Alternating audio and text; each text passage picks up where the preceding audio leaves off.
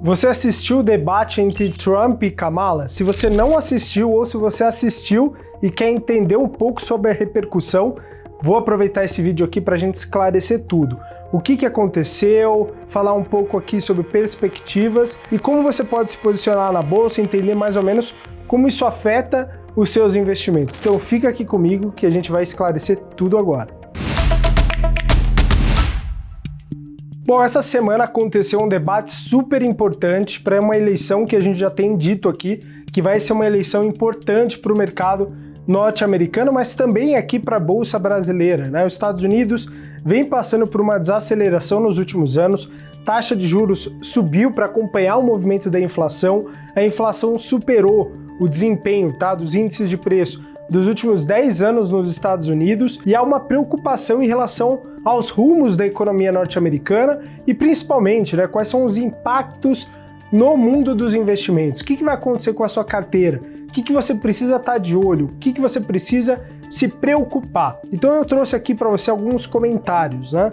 Acho que ficou bem claro se você abrir qualquer jornal na internet, você vai ver que a Kamala saiu como a grande vencedora desse debate, né? Eu assisti em detalhes ali tudo que foi comentado e eu também saí com essa perspectiva, com essa sensação de que a Kamala foi melhor do que o Trump. Acho que o posicionamento ali, o joguinho entre jornalistas e Kamala também favoreceu os posicionamentos dela, ressaltando aqueles pontos que são vitais e que são muito vendidos pelos democratas e conseguiram trazer à tona alguns pontos que são polêmicos do Trump, que em algum momento ao longo do seu último governo ele mudou de opiniões várias vezes, descredibilizando algumas das pessoas que eram grandes aliados seus e que agora já se afastaram do Trump, né? E se apoiou muito em alguns estudos que foram sendo divulgados por grandes casas de análises, economistas, né? Você talvez tenha visto o relatório do Goldman Sachs que comentou que o governo de Kamala poderia ser potencialmente mais benéfico para os Estados Unidos, com uma redução dos índices de inflação, com alguns estímulos para a economia doméstica sim, mas com uma inflação mais controlada, a economia conseguiria passar, talvez, por esse momento mais lento da economia, sem de fato atravessar uma recessão, sem ter um bloqueio de políticas comerciais contra a China, de forma mais abrupta, que promoveria uma substituição forçada de importações, e a gente sabe, se você não consegue importar, você vai comprar mais caro ou você vai produzir mais caro, certo? Isso é muito claro, né? Ou você vai acabar comprando produtos de outros países que produzem a um preço maior, ou você vai produzir dentro de casa a um preço mais alto. Então isso significa o quê?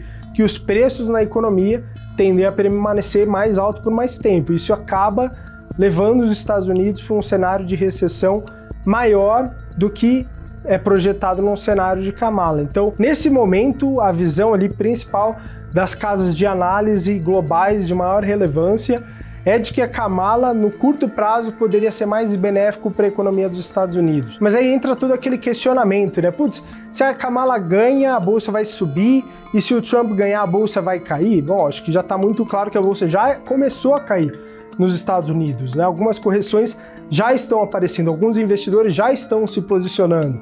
E eu vou te dar aqui uma informação que talvez você tenha passado aí despercebido, né? A Berkshire Hathaway, do grande investidor Warren Buffett, por exemplo, já tem começado a se movimentar. No primeiro semestre do ano de 2024, a Berkshire já tinha vendido metade ali da participação em Apple, era o maior investimento da holding do Warren Buffett, e agora a gente vê mais uma sinalização. Warren Buffett, depois de muitos anos, começou um processo de desinvestimento em Bank of America. Isso é sintomático, porque você está vendendo uma das empresas que historicamente mais entregou crescimento de valor de mercado no mercado norte-americano e um dos principais bancos que foca bastante no crédito ao consumidor final, e isso dá algumas sinalizações para o mercado de que talvez o valuation da bolsa norte-americana já esteja ali num ponto de atenção, que o mercado pode passar por algumas dificuldades a curto prazo diante da grande apreciação do mercado norte-americano nos últimos anos, né? Depois da pandemia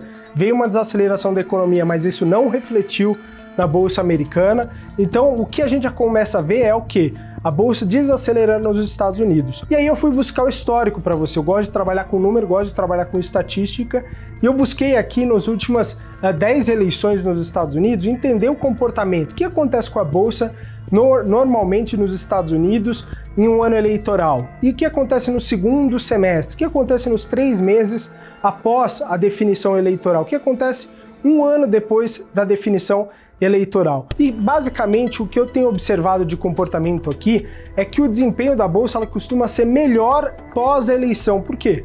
O ano eleitoral traz muita incerteza, principalmente quando há possibilidade de mudança de comando de democrata para republicano, de republicano para democrata. Normalmente isso traz volatilidade para o mercado e o mercado já responde. Vamos lembrar, o mercado trabalha com expectativa, então o mercado já está apresentando uma certa correção nesse momento e, portanto, a gente tem que pensar daqui para frente. Qual que é o melhor momento de se posicionar? E, historicamente, pós-eleição, começa a abrir grandes oportunidades. E eu tenho falado isso aqui para vocês, né? Talvez a gente esteja próximo de um momento muito legal para começar a fazer investimentos na Bolsa norte-americana. Mas, historicamente, o que acontece aqui no Brasil? O que acontece na Bolsa aqui? Porque a gente sabe que tem alguma dependência. E aqui tem alguns argumentos legais. Normalmente, historicamente, nos últimos 10 anos, a Bolsa brasileira tende a performar melhor no segundo semestre do ano em anos de eleição presidencial nos Estados Unidos. O que significa que talvez essa apreensão no primeiro semestre dos investidores internacionais afugentem um pouco do investimento em emerging markets, né, em mercados que não são desenvolvidos. E o Brasil é um grande nome nesse sentido. E até se você olhar o desempenho da Bolsa brasileira nesses últimos 30 dias em relação às outras bolsas do mundo, você vai ver que a Bolsa brasileira tem apresentado um excelente desempenho. E a minha expectativa é de que ali 3 meses pós-eleição, até 1 ano pós-eleição, a Bolsa brasileira tem uma performance também muito interessante. Então qual que é a minha perspectiva a partir de agora? Tá? A gente precisa ser seletivo em alguns setores. Nesse momento do ciclo econômico, eu gosto de commodities, gosto de real estate, né, o mercado imobiliário, construtora, gosto de utilities, e aí a gente pode falar de bolsa e também de renda fixa. Então eu acho que tem oportunidades de investir em títulos IPCA+, títulos de renda fixa de longo prazo, a gente se posicionar na curva longa, em títulos de inflação, acho que pode fazer sentido. Claro, num cenário Trump ou Kamala, se a gente for mais pontual, talvez num cenário Kamala isso seja ainda mais acentuado, os títulos IPCA+, de longo prazo podem se beneficiar ainda mais, mas eu entendo que você tendo ali um pouco disso, tá? Títulos IPCA+, tendo algumas ações de commodities. A gente viu uma queda recente, por exemplo, do preço do petróleo, preço do minério de ferro.